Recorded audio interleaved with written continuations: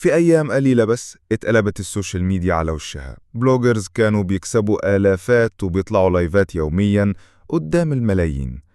لكن فجأة كل حاجة وقفت والكل وقع في لحظة. يا ترى إيه اللي حصل؟ وليه تم القبض على مداهم وشاكر محظور وأم مكة وأم سجدة؟ خلونا نحكي القصة من أولها. مداهم واحد من أشهر البلوجرز على تيك توك، كان بيظهر بشكل يومي في لايفات مثيرة للجدل، يصرخ، يشتم، يعمل مشاهد تمثيلية غريبة ويكسب مشاهدات بمئات الآلاف. بس اللي الناس ما كانوش يعرفوه إنه وراه قضايا تنمر، سب وقذف، والأخطر إنه متهم بالتحريض على الفسق من خلال محتواه اللي بقى مكشوف وصادم. أما شاكر المعروف بمحظور فده واحد تاني خالص. بلوجر كان بيستغل الترندات والجدل عشان يجذب جمهور صغير السن، والكارثة إنه كان بيستخدم ألفاظ خارجة ومواضيع غير لائقة خالص، والنيابة وجهت له تهم الإساءة للمجتمع والتحريض على الفجور، وتم حظر حساباته بالكامل. نيجي للبلوجر المثيرة للجدل أم مكة، واللي كانت بتظهر لايفات وهي بتزعق وتعيط وتتكلم عن حياتها الشخصية بشكل مبالغ فيه، وجابت ملايين المشاهدات.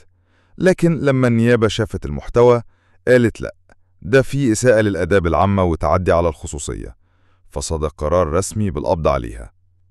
أما أغرب حالة كانت أم سجدة، بنت شابة قررت إنها تستعرض جسمها بحجة الثقة بالنفس وتعمل تحديات بملابس غير لائقة قدام جمهور مراهق، وسريعا جالها تحذيرات من الجهات المختصة، ولما ما بطلتش اتقبض عليها وتوجه لها تهمة خدش الحياء العام.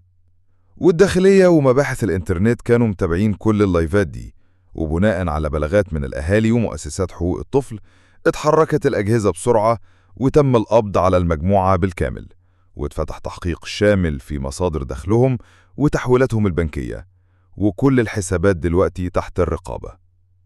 في ناس شايفة إنهم بس بيبحثوا عن الشهرة والرزق، وناس تانية بتقول لأ، دول خطر على عقول ولدنا. والسؤال اللي بيطرح نفسه، هل العقوبة كافية؟ ولا لازم يكون في ضوابط أقوى على المحتوى اللي بيتقدم على السوشيال ميديا؟ وفي النهاية الشهرة السريعة ساعات بتكون طريق للهلاك، وبدل ما تبقى قدوة ممكن تتحول في لحظة لعبرة. وشاركونا رأيكم في التعليقات، هل أنتم مع القبض على البلوجرز دول ولا شايفين أنهم كانوا ضحية الشهرة والتضخيم الإعلامي؟ وما تنسوش تعملوا لايك في الفيديو واشتركوا في قناة أخبار النهاردة علشان توصلكم كل حصريات أول بأول.